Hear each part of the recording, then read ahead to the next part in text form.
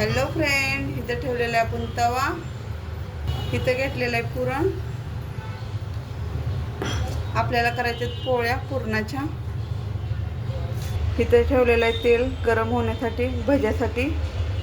इथं केलेले येळवणीची आमटी काळ्या मसाल्याची. ह्या प्रकारे हुंडा घेतलेला आहे. आता ह्यात आपल्याला पुरण भरायचं आहे. ह्या प्रकारे पुरण भरून घेतलेलं आहे फुल.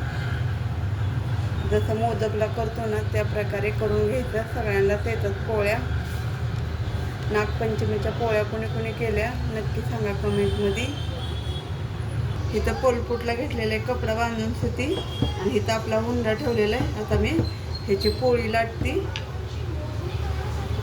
एकदम हलक्या हाताने लाटायची.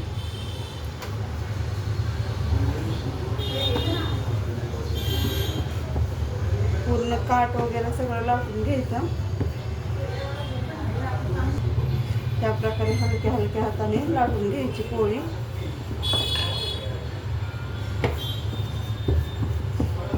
कुणी घातली डाळ कुणी नाही घातली नक्की कमेंटमध्ये सांगा. आज पहिला सोमवार पण आहे, श्रावणी सोमवार. देवाला नैवेद्य पण होतो.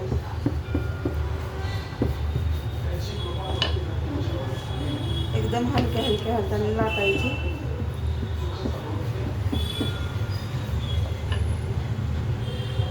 त्या प्रकारे आपली पोळी झालेली आहे तयार. आता तवा गरम झालेला आहे छान असा. लगेच अशी पोळी टाकूया. सुरुवातीच्या पोळीला आपण असं कडेने तेल सोडूया सुरुवातीला आणि हळूच पलटूया. परत तेल लावूया छान असं. भरपूर जरा तेल लावायच्या, मऊ राहतात पोळ्या. मैदा वगैरे मिक्स नाही केलेला. नुसत्या गव्हाच्या पिठाच्या येत्या. कोण कोण मैदा करतात फुटून म्हणून, पण त्याच्या वातड होतात पोळ्या. दुसरी बाजू पण शेकून घेऊया छान अशी लाल. पूर्ण लाल खंजूळ झालेली आहे पोळी छान अशी.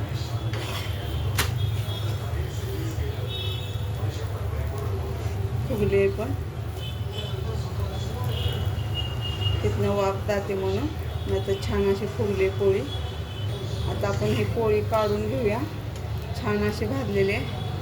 इथं आपलं तेल तापलेलं आहे छान असं.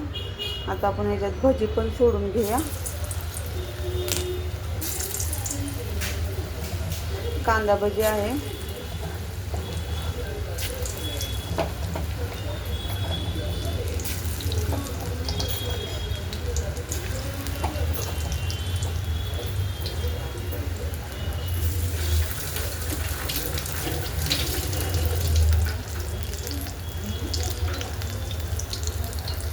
बघा फुगून वरती आलेले भजी.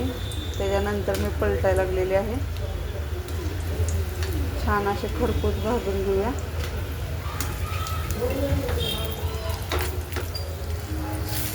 छान असे भजी तळलेले आहेत पाहून घ्या. बघा आता आपण काढून घेऊया.